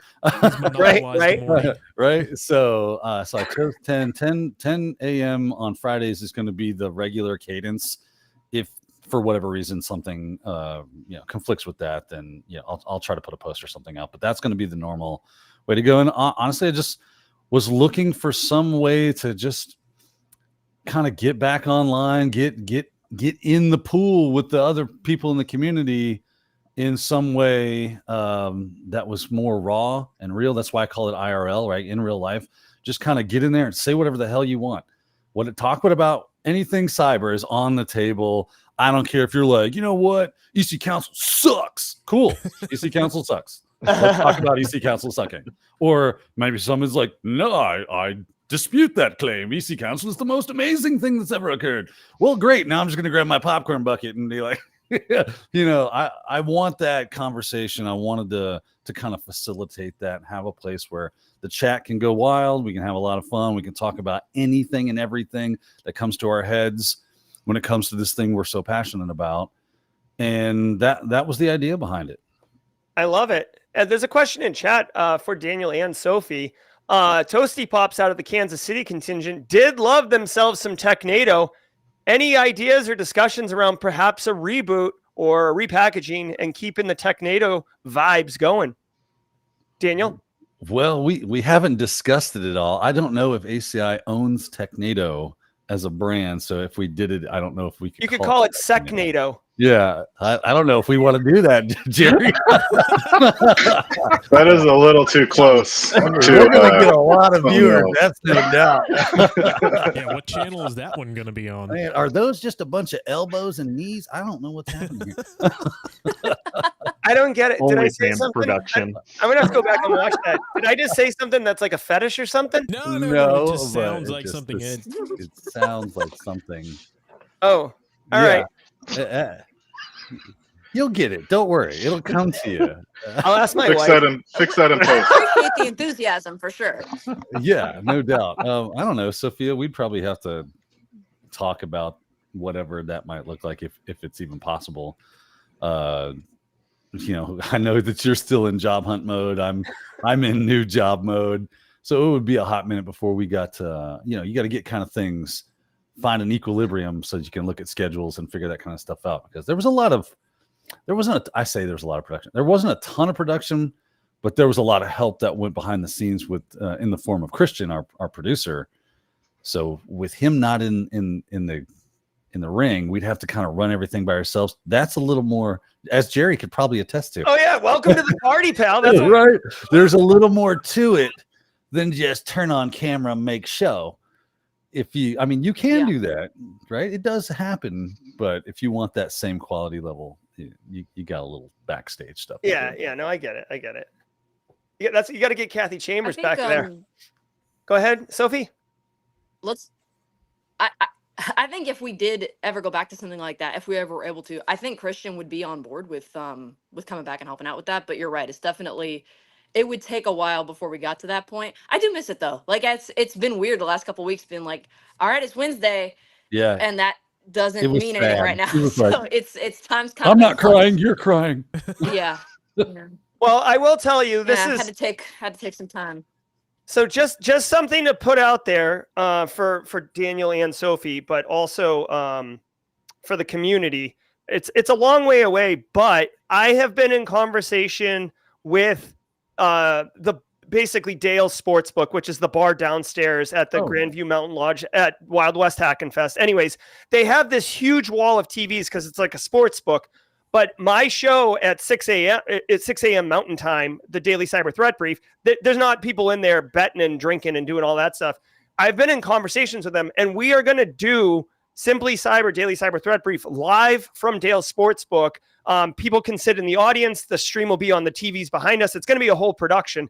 Just saying, if I'm going to have all my gear out there, and actually DJ BSEC will be audio engineering, so it will be crispy. Everything will be done right. If you guys wanted to hop on my gear and do your own stuff, it's out there. It's available if you are in the Deadwood area next year and wanted to do whatever show you call it, like Real Talk Cyber IRL or Cyber ASL if you're old like me. Yeah, you never know. That's a good amount of time away, so it's possible for us to get something figured out by then. I'll definitely be there. So yeah, for sure. Yeah, well, you might be busy with work, but I don't know how busy you are at 6 a.m. though. You know what I'm saying? Yeah, that's early enough, and I'm usually up at that time because I stay on Eastern when I'm out there. I don't care. Yeah, I love it. All right, so I'm looking through chat, looking at some questions here. Moshe Levy. So she's talking about making content. What hardware, software is necessary to live stream CTFs in cyber? Honestly, you can live stream with very little. I mean, you can literally just turn on your camera, share your screen like a Zoom call, and do it as basic as that. You do not need, you don't need to overcomplicate it. I have a lot of gear and stuff, but I've just made a lot of mistakes. That's what all this is. Just use OBS as the freeware to share everything. Yeah, free, easy. So yeah, Moshe, just got to hit record. That's it. Just go in. It's going to be a little nerve wracking. Speaking of that, Sophie Goodwin just recently actually produced a course and a bunch of content. Now, Sophie, you've been in front of a camera for a very long time. That's like your bag. But what was your experience like making content? I'm curious. Because it seemed like a big project you took on. It was definitely a lot easier having folks like Christian to help with the actual production of it. The hardest part for me was just writing the episodes and stuff because I had never done anything like that before. I was very used to hosting and being able to learn a lot of stuff. But when I would do stuff with Daniel, he would, create these episodes and find all the material, do the research, come up with the demos. And I got to just watch him kind of carry it out in real time and ask questions that a lot of times were just genuinely questions I had. They weren't scripted or anything. It was just like, whoa, how'd you do that? So for me doing episodes, it was less complex stuff than a lot of the stuff Daniel does. But it definitely was a new experience. I would write an episode and think this is going to be great. And then I would kind of run through it as a practice round and this doesn't really translate as well as I thought it would. So it was a lot of trial and error, but I had a lot of fun doing it. Hopefully I get to do something like that again in the future. Yeah. Creating content is a lot of fun. It is demanding, but it is a lot of fun. And I love that. Really quick, Fredon is pointing this out, and I just mentioned it in private chat. Daniel Lowry is going live at 10 a.m. The guy in the top left bubble, wearing that sweet, sweet Wild West Hackenfest shirt. By the way, hold on one second. This is the stream. It's at 10 a.m. No expectations of anyone on the panel, but I will tell you this. I'm going to go right till 10, and then we should do a Simply Cyber raid and absolutely knock over Daniel Lowry's stream. That'll be fun. Just in the most polite way possible, Daniel. Yeah, no, it's great. A lot of people from Simply Cyber have joined in. Dan being one of them. That's always a pleasure to have him in there, and we just get some really fun and interesting conversation going. I think that's something that I've done, obviously, content creation, course and training creation for 10 years. There's something about just having conversations about stuff that can be and is in a lot of ways more beneficial than trying to take a training course. Like if you take a training course, they're great, right? Because I'm going to give you information. I'm going to say, here's a thing, here's the definition of said thing, here's how thing works, here's the concept behind it, and maybe even let's do a demonstration of that so you can kind of see practical things. But a lot of really good information exchange comes from those conversations you just have with your friends because you're interested in that stuff. And that's why, again, I just wanted to be able to talk with people about what do you think about this? What do you think about that? What's your thoughts on this? And I'm going to tell you my thoughts too.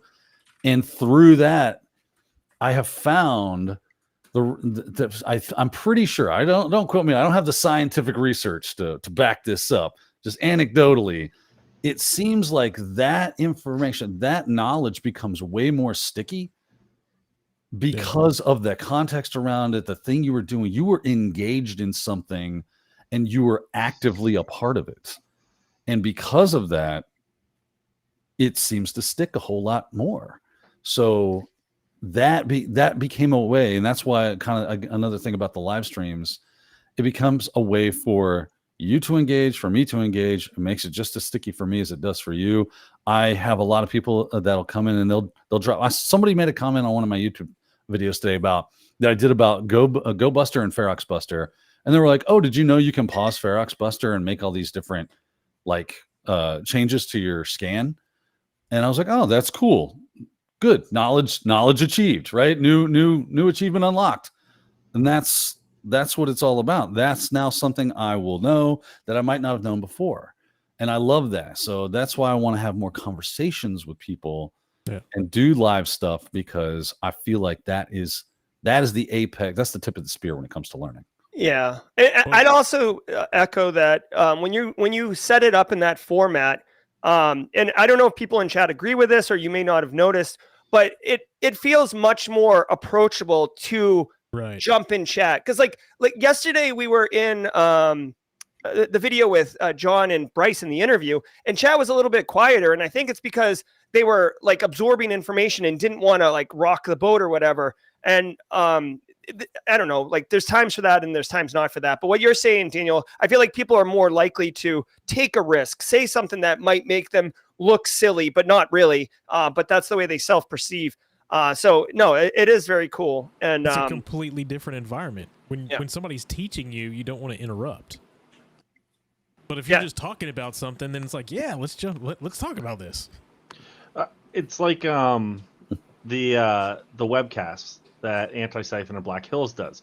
The pre-show banter, there's always a ton of GIFs, memes, people just joking around. And usually when the actual knowledge is being dropped, it slows down considerably.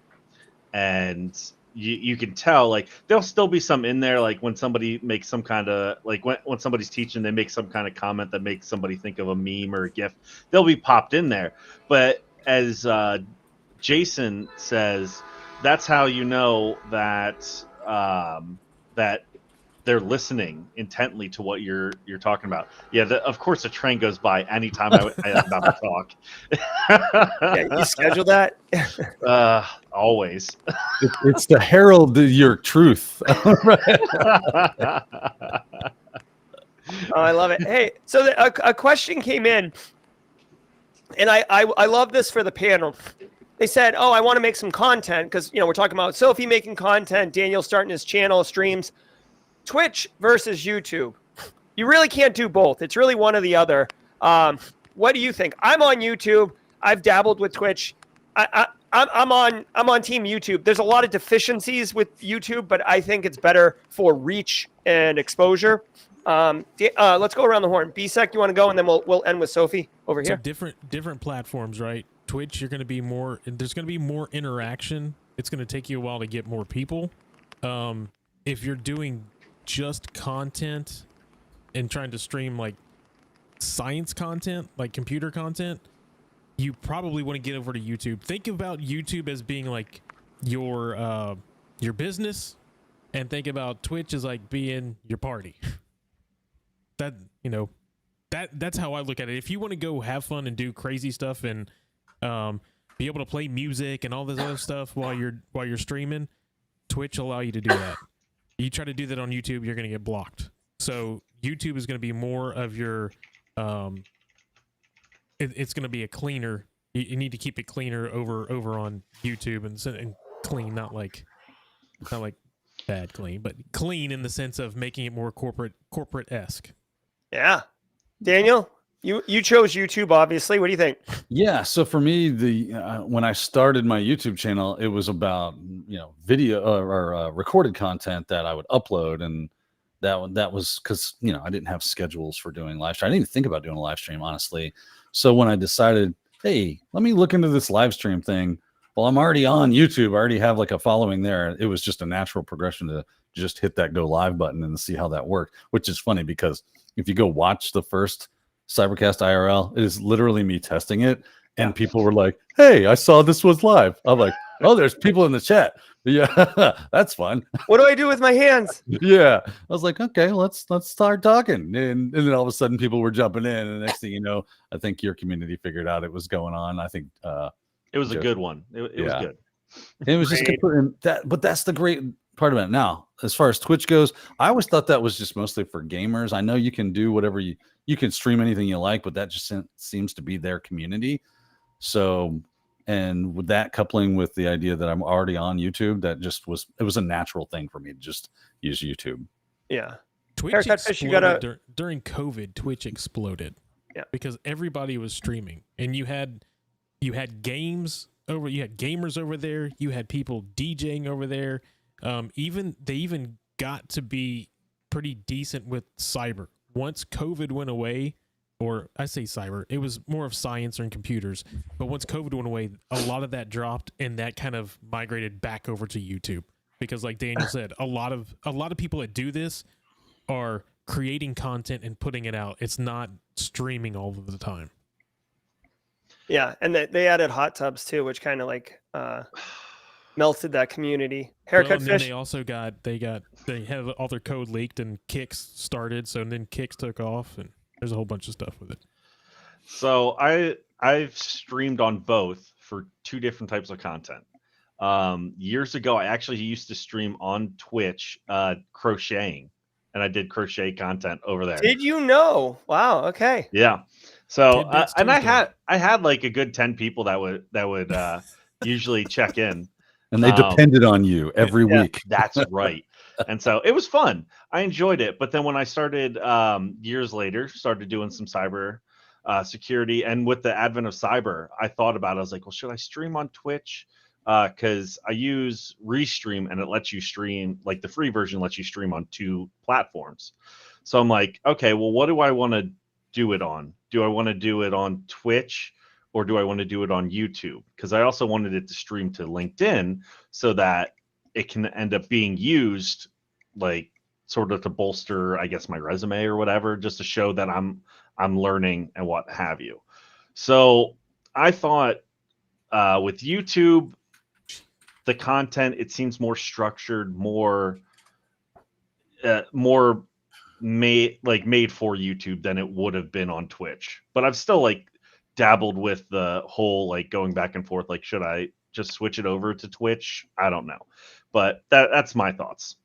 I'll tell you this, don't jump back and forth. You're going to have to find one and stay with it. So either go to YouTube and get your users there, or go to Twitch and get your users there. Yes. Unless you are going to just go and run the gamut and send it out to everything. If you're trying to build a community, you need to stay in one place and then bring everybody to that spot. Exactly. 100%. Yeah. Luke, your thoughts on streaming? I've done a couple. I had an Couch to OSCP study group about 4 years ago on YouTube, and it was fun. I did it very minimally. I've done a little bit of Twitch recently. Me and one of my buddies, we started.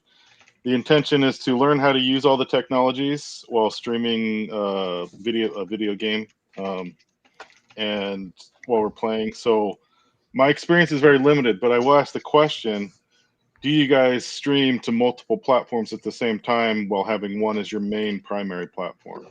I've seen a couple of people do that, and I thought that was really cool. Just kind of, that's my question. Kind of thoughts on that. So I agree with sticking with one or the other. You know. So I stream I use Restream, and I can stream to like I think 10 different platforms. At the beginning, I was like YOLO everything. Like I was streaming to Facebook, Twitch, Twitter. I think it was called Periscope at the time. If you guys want to go way back, obviously LinkedIn, YouTube. And then I've discovered like you'd get like one viewer on Twitch. It would confuse the crap out of them. Facebook is a cesspool. I nothing really happening over there. So I basically tried everything and then stuck with what works. And I only do YouTube and LinkedIn now. And the people who are watching on LinkedIn, I encourage to come over to YouTube because there's just more going on at YouTube. Real quick, Jerry, I want to thank you for having me on. I'm gonna bounce and get ready for my live stream. But thank you so much, everyone that joined us today. And for those of you that are going to join me over there, I'll see you very soon. For those of you that aren't, thanks for joining us today. It was a pleasure to get to hang out with all of you in the Simply Cyber crew. And I'll see you soon. I'm sure. Actually, Jerry, we got something going on today, don't we? Yeah, Daniel Lowry. It's a Daniel Lowry day. This guy right here, panelist Daniel Lowry. We're gonna raid his stream and see if we can DOS it. And then at 1 p.m. Eastern time, this guy and Zach Hill, IT Career Questions, two legends, are going to be in the Simply Cyber Discord server live executing a backdoors and breaches tabletop exercise. It's going to be all about good times. It will not be streamed. So the revolution will not be televised. You need to come to the Simply Cyber Discord server to catch it. And we will announce it. So if you're not on the Simply Cyber Discord server, hit !Discord in chat right now to get that link. Daniel, have a great stream, and we will all see you in a very short moment. See you guys later. Yeah. I got to tell you, so Daniel's shirt right there, that's the Wild West Hackin' Fest shirt. Just if you guys have that, I know we all, we're at Wild West Hackin' Fest and we have it. If you have it in chat, I'm just telling you, I don't know what it is, but that particular shirt, I thank John Strand live on stream yesterday or maybe before for making that shirt. Whenever I put it on, I go from like a 4 to an 8 in my wife's size. She's like, damn. And I'm like, yeah, all right. So I'm trying to, if you got extras out there. Jerry now wears that every day. Yeah, I know. Like literally, I'm doing laundry daily. So if anyone wants to sell me their shirt, I'll give you high value on it. I need at least 7, 1 for every day of the week. Anyways, that's what's is 2XL too big? Yeah. Yeah, Jerry needs a medium. Yeah, you know what? Yeah, I've come to terms that I wear a size small shirt, which absolutely devastates me. One, because my son wears the same size. That's a problem. Small or kids large? Kids large, yeah. And youth regular is what I'm wearing. So anyways, it's very devastating to my ego and psyche that I wear it, but I'm just being real because I used to wear like large and it looked like I was swimming in it. Now you got to shop at Kids Gap. Oh yeah. Actually, my wife calls me Baby Gap sometimes. Just, just to mess with me. I like her more and more now that I hear about her. Oh yeah. You're gonna have to come out to Simply CyberCon, Luke. And she's in there. She'll be at that. Yeah. Okay, so Justin Gold's gonna sell me his for $100. Done. Great cash, homie. All right. What are the questions we got here? Anything to share? Well, Space Tacos was saying about the crocheting. She couldn't believe it. So I grabbed a couple of my little items that I have close to me. So when I worked at Linode, their mascot was a green penguin. So while I was in training, I did this. Oh, damn, dude. That's legit. I thought it was a duck. Yeah. My wife said the same thing. She goes, that bill makes it look like a duck. And I'm like, okay, I see what you're getting at. So I 3D printed a little Cubone skull, and that goes on top of them now. So. Oh, very nice, Dan. That's cool. I did this. This sits on my was sitting on my desk at a previous job that I made. So it was a little succulent. Actually comes out of the planter. Bro, you're really good at that. I thought you made like scarves. You know what I mean? No, you actually might have saw this at a loofah. No, this is a dice bag, but it doesn't portray well on camera. It's dragons. It's supposed to be like dragon scale, so like these little scale things very nice, go over. And so I had this at Wild West with my dice in it for when we played some MTG. Yeah, which we will have that at Simply CyberCon 2025 too. I do have. I'm sorry. It's hard to see. Right here is Baby Yoda, or one of the Grogu's, or whatever the heck you want to call them. I can see the ears. I don't know. Let's just do this video. Oh, it's okay. Never mind. I thought it's blurring out my background, but I don't want it to. No, that's all right.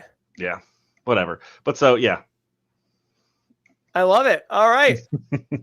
Let's see. People are asking for Commander at Wild West Hackin' Fest. That's a Magic the Gathering game mode. We could certainly do that. Solid beard. So, yeah, it's kind of weird. You don't have to have a beard to work in cybersecurity. Certainly, Cashmere can't grow one. But It does seem that a Hey, lot of hold on. I'm going to defend him. He like if he lets that grow out, it's going to be luscious and red and gorgeous. Except Okay. it'll be spotty. Full-heartedly encouraging him to do that. All He's right, gonna have to have some Casually overlap. Joseph needs to get in on it. I think he's actually at a doctor's appointment right now, but so we can bust on him. Luke, I'll let him know that you got his back, though. Yeah, I like him. I like that guy. He's cool. No, I like him too. All right, I do want to. Eric Taylor's asking us to end the stream, but we are going to go to 10 because we're explicitly going to be moving the stream over to raid Daniel Lowry's IRL Cybercast. It's really, really cool. I want everyone to know, I guess, just a couple programming notes. We got the 1 o'clock tabletop exercise on the Simply Cyber Discord server. Also, we have Advent of Cyber starting soon. If you don't know about that, go to tryhackme.com/Christmas. But $100,000 in prizes. I am doing 2 rooms this year. So they have content creators do rooms as like follow-alongs. It's a lot of fun. I'm super excited. Not gonna spoil it. Spoil anything. But I've been on a mission to make GRC socially acceptable for several years. Not gonna lie, there's a GRC room this year at Advent of Jerry's Cyber. voice So just fit into his shirt. yeah, exactly. So no, it's gonna be great. If you plan on doing Advent of Cyber, let us know in chat. I would love to see what people are doing. Maybe we could even do something within the community around it. That could definitely be fun as well. All right. Anything coming up, Dan, that you want to share about with the community before we move over and raid Daniel? The only thing you guys mentioned it at 1 o'clock is the backdoors and breaches. I plan on being there, and I'm gonna hopefully help out where needed with anything backdoors and breaches related. Awesome. All right, so Dan will be at the tabletop. Luke J, you got anything coming up, or any cons you're going to, or speaking, or anything you want to let us know about? No. I'm not that cool yet. I am just got my tickets and everything for Wild West Hacking Fest in Denver. There you go. So Mile High. So I'm excited for that. That is super no. cool. I'm just thoroughly excited and have full of joy being a part of this. So thank you so much. I love meeting people. I've really regained that joy from a long time ago that I had, and it's been such a pleasure and an honor to be a part of this and to just meet people and talk with them, and just it's been, yeah. I don't have anything else to promote myself other than Simply Cyber. Come be a part of it. Join Thanks, it. Luke. Black Hills, Wild West Hacking Fest. I love what you guys do. I really have. I really do.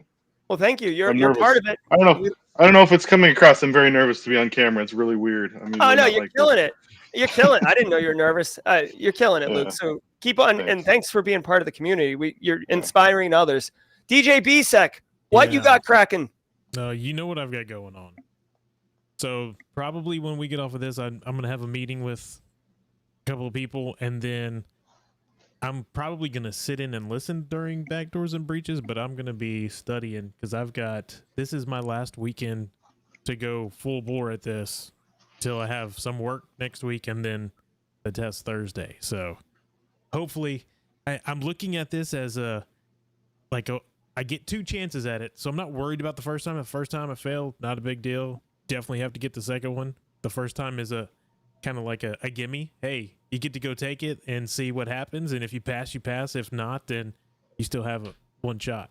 So there's all right. You'll crush it on your first try, and we will celebrate with the Viking horn when you drop that in chat. Just a quick note here, Luke. Kathy Chambers has sent you an email, and she would like you to check it or respond to it. Cyber Kill Jane. I just saw that. I will do that now. Thank you. All right. Yeah. We got Cyber Kill Jane. Love that name. Thanks for being here, Luke. Dropping some love. Okay. This is all good. Justin Gold said, Luke, how can you be nervous when you're talking to Baby Gap? All right. So hopefully that name doesn't get sticky. Certainly not one I want. Oh, shit. Fleetus says Baby Gap. Oh, too late. Yeah. Oh my God. Hey, now we're gonna need a baby gap emote. No. Along with No. I'll get to work on that. God damn it. So we need baby gap Jerry with his sippy cup. Oh my God. I'm writing it down. Well, we're having issues here on the channel. Oh, I love it. I love it. Yeah, I'm super excited. This has been a great panel. I want to thank Luke for being here and sharing his knowledge on cloud security. Shout out to Sophie Goodwin, member of the community, for coming on stream. Daniel Lowry. These people didn't know they were coming on the stream before they came on the stream, right? So these are people who just, leaned into yes, said, let's do it and let's go. And I hope that, encourages other people. Like, don't let perfection get in the way of progress in anything you're doing. Just lean into it. I mean, we have issues here all the time on the channel, and we just keep going. So, yes, good. Baby gap. Oh, God. Shit. All right. Oh, no. We got, oh, God. This is in, just share this with everybody. This is also in chat right now, mod chat. There we go. There we go. You got a baby, just punch in baby gap. I don't know if you can see that on stream there. It's kind of rough, but rough, rugged, and raw. It is rough, rugged, and raw. All right, so I'm gonna pull this. I'm gonna pull this up really quickly so everybody can see it. I've pinned the comment going to Daniel Lowry's live stream. So if you are not sure what we're talking about or how to get there, this is it. It starts in 3 minutes, as you can see. I hope you guys go over there and get a raid. I see many of you already in there. You can see Chris Young's in there. Moshe Levy's in there. Very cool. All right, guys. I'm going to drop a link one more time in chat, and I'm going to bid you all good day. Have a great Friday, everybody. Again, thank you for the panel, Jaw-Jack, and we're here every single weekday morning, 8 to 9 a.m. with the top news of the day broken down by industry experts, and then jaw-jacking from 9 a.m. to 9:30 guaranteed, and sometimes we run to 10, just like today. Panels on Friday. We'll try to get an Antisyphon panel put together for sometime next week. Stay tuned for details on that. I hope you all can make it to the Simply Cyber Discord server at 1 p.m. Eastern time for the Backdoors and Breaches with Daniel Lowry and Zach Hill. I'm Jerry for Luke, Dan, and Ben, or DJ BSEC, Haircut Fish, and Luke J. I hope you all have a great day. Thanks so much, and until next time, stay secure, y'all. Thank you.